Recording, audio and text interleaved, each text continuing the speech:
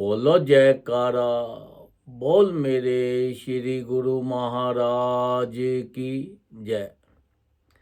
सौभाग्यशाली प्रेमी गुरुमुखों, संत महापुरुषों ने जो हमें नाम दिया हुआ है और बार बार हमें इसका अभ्यास करने के लिए कहते हैं और कहते हैं कि ये विश्वास के साथ करना है। सबसे बड़ी चीज है विश्वास।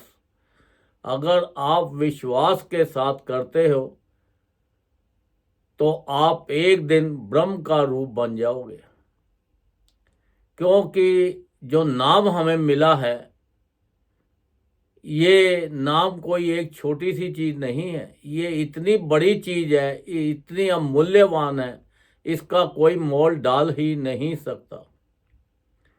पर हमें विश्वास कर गए तभी हमें होगा। अगर हम ऊपर से ही अपना भजन करते रहे और उसके ऊपर अमल नहीं किया और उसको समझा नहीं तो कोई बात नहीं बनेगी। जैसे एक शिकारी था, वो कुछ तोते लेके जा रहा था। अब वो जो तोते थे वो जाल में फंसे हुए क्या बोल रहे थे, शिकारी आएगा, जाल बिछाएगा, दाना डालेगा, हमको फंसाएगा, पर हम नहीं फंसेंगे। तो वहाँ से एक संत महापुरुष गुजर रहे थे, निकल रहे थे, तो उन्होंने देखा कि भाई इनको ये तो पढ़ा दिया है कि शिकारी आएगा, जाल बिछाएगा, दाना डालेगा, हमको फंसाएगा, पर हम नहीं फंसेंगे।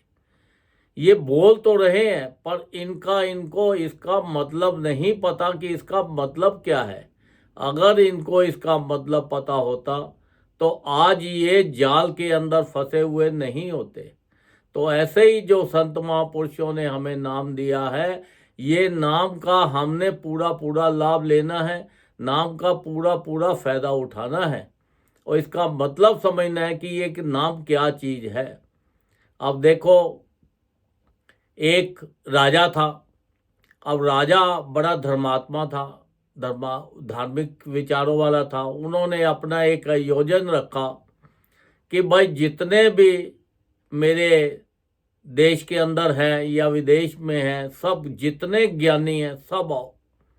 बड़े बड़े वहाँ पे ज्ञानी जो थे, वो धार्मिक कथा करने वाले, पूजा करने वाले, ज्ञान देने वाले, सत्संग करने वाले, सब वहाँ पे पहुँचे। खूब हुआ। उनको राजा को पता लगा कि एक ब्रह्म ऋषि हमारे राज्य में आए हैं। तो राजा गया ब्रह्म ऋषि के पास, जाकर उनको बेनती की, महाराज सब कल ज्ञानियों का आ रहे हैं, उत्सव मनाया जा रहा है, तो आप भी जरूर आओ। उन्होंने भी स्वीकार कर लिया, भाई ठीक है आएंगे। जब वहाँ पे गए तो उन्होंने देखा कि सब राजा के आगे पीछे हो रहे हैं, राजा की चमचागिरी कर रहे हैं, राजा को उसके आगे पीछे अपना ऐसे सब घूम रहे हैं। तो जब उनको राजा ने, कुछ लोगों ने बोला, ब्रह्म ऋषि जी आप कुछ अपना सत्संग करो, तो वो चुप रहे। फिर कुछ और लोग आए, उन्होंने बोला, तब भी वो चुपचाप रहे। फिर राजा साहब खुद आए, तो राजा ने आके विनती की, महाराज आप ब्रह्म ऋषि हो, तो इतने इतने ज्ञानी बैठे हुए हैं, तो आप कुछ तो वचन करो ताकि सबको लाभ मिले। वो उसने बोला, फिर जो ब्रह्म ऋषि था वो कहता है कि यहाँ करने का कोई, मुझे सत्संग करने का कोई फायदा नहीं है जो वचन करूं। कहते हैं क्यों? उन्होंने बोला कि मैं तो इसलिए आया था कि यहाँ पर सारे के सारे ज्ञानी बैठे हुए हैं और इनको वचन करूंगा तो कुछ लाभ मिलेगा, पर यहाँ तो सारे के सारे मैं जितने देख रहा हूँ सारे ही गुलाम हैं। जब गुलाम है तो इनको सत्संग करना, इनको वचन सुनाना तो बेकार है, तो इसलिए नहीं करूंगा।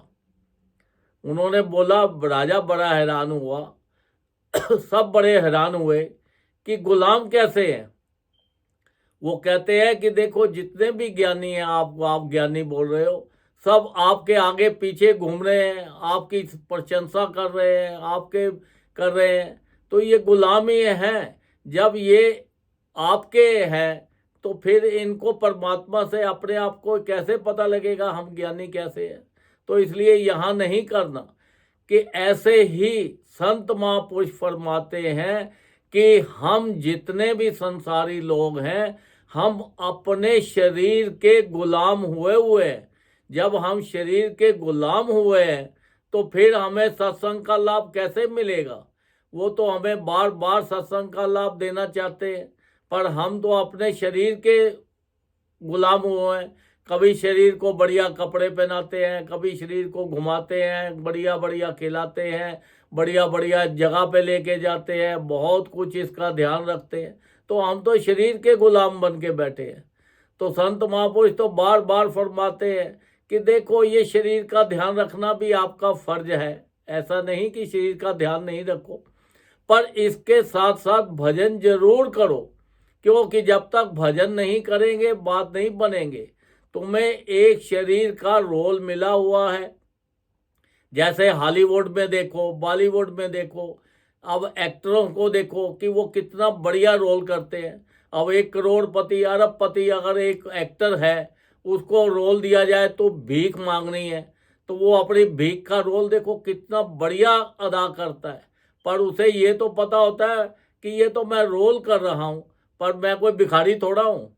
अगर उसे बूट पॉलिश का दे दिया जाए, भाई तूने बूट पॉलिश करनी है, वो अपना देखो कितने अच्छे तरीके से रोल निभाएगा कि आप भी अगर फिल्म देखोगे तो आप बोलोगे ओहो ये इतना गरीब बंदा है, इतना ऐसे है, इतनी इसके ऊपर मुसीबत है। पर उसे तो मालूम है कि मैं करोड़ अरबोपति हूँ, ये तो मैं रोल कर रहा हूँ। ऐसे ही जब वो रोल करते हैं तो वो रोल अपना, उनका एक डायरेक्टर होता है, निर्देशक होता है, जिससे वो पूछ के वो कहते हैं भाई हम ये रोल करेंगे, हम ये रोल करेंगे। वो अपनी मर्जी से लेते हैं, पर हमें हमारा जो डायरेक्टर है, निर्देशक है, वो हमारे कर्म है। हमारे कर्मों के मुताबिक हमें रोल मिलता है। कभी आदमी का रोल मिल गया, कभी औरत का रोल मिल गया, कभी बच्चों का रूप मिल गया, कभी कोई रोल मिल गया। तो कभी हमारे कर्मों के मुताबिक कई बार हमें पशु बनना पड़ता है, कई बार पक्षी बनना पड़ता है, कई बार पेड़ बनना पड़ता है, कई बार पौधा बनना पड़ता है, कई बार धरती के अंदर जो रहते हैं वो जानवर, उनका वो करना पड़ता है। ये रोल जो है हमारे कर्मों के मुताबिक वो हमें मिलते हैं, क्योंकि हमारा जो डायरेक्टर और हमारा निर्देशक है वो हमारे कर्म है। जो हम अच्छे करते हैं या बुरे करते हैं उसके मुताबिक हमें रोल मिलता है। तो हमें ये संसार के अंदर अपना रोल जो है पूरा अच्छी तरीके से जब निभाएंगे, जब हम अपना भजन करेंगे, तो भजन से हमें पता लग जाता है कि देखो ये हम शरीर नहीं है। जो हम अपना शरीर को समझ के बैठे हैं, हम शरीर नहीं है, हम एक आत्मा है जो ना मरती है, ना जलती है, ना उसको कोई तकलीफ होती है। ये जो भी कुछ हमें कर्म भोगने पड़ते हैं उसके लिए हमें शरीर वैसा धारण करना पड़ता है, वैसा शरीर मिलता है। उसके शरीरों के माध्यम से हमें सुख और दुख मिलता है, क्योंकि आत्मा जो है ये तो एक चैतन्य रूप है, ये तो एक परम ब्रह्म का रूप है। ये भगवान और हमारे में कोई फर्क नहीं है, क्योंकि ये आत्मा जो है बहुत शुद्ध है अपने आप में। अपने ऐसे है कि जैसे आप अगर आप जब अपनी आत्मा को पहचानोगे तो आपको पता लगेगा कि मैं कौन हूँ। क्योंकि उसको पहचानने के लिए हमें जो संत महापुरुषों ने नाम दिया है वो नाम का हमें अभ्यास करना है। उसका जो संत महापुरुषों ने हमें जो नाम दिया उसका मतलब यही है कि जो तू है वही मैं हूँ। तो हमें अपने आप जो मैं हम बोल रहे हैं, जो हमें उसको पहचानना है। वो कहते हैं कि ये एक बार दो बार से नहीं, इसका बार बार बार बार अभ्यास करते रहो। जितना ज़्यादा अभ्यास करते रहोगे, हर वक्त जब तुम्हारे ये अंदर रोम रोम में मिल जाएगी, जब तुम्हारा शब्द और सूरत तुम्हारी एक हो जाएगी, तब आप ब्रह्म रूप बन जाओगे। तब आप अपने आप को पहचान लोगे कि हम कौन है। ना फिर आपको कभी सुख होगा, ना आपको कभी दुख होगा। आपको ये पता होगा कि मैं ये संसार के अंदर अपना एक रोल अदा कर रहा हूँ। क्योंकि जीवन के अंदर तो उतार चढ़ाव बहुत आते हैं, हम दुखी होते हैं, कभी सुखी होते हैं। जब हम अपने आप को पहचान लेंगे कि हम एक आत्मा हैं, तो ये तो हम रोल अदा कर रहे हैं, तो फिर हमें ना सुख होगा, ना दुख होगा, ना कोई चिंता होगी, ना किसी चीज़ में। हम अपने भजन करते रहेंगे, अपने में मस्त रहेंगे, और देखो संसार का आनंद पूरा पूरा आनंद आएगा। तो इसलिए संत महापुरुषों के हमें हुक्म में चलना है, उनके बनाए हुए नियमों का पालन करना है।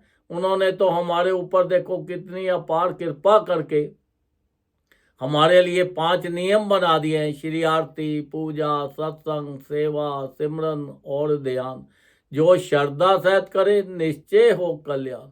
उसके अंदर भी एक श्रद्धा का वर्ड डाल दिया है, विश्वास।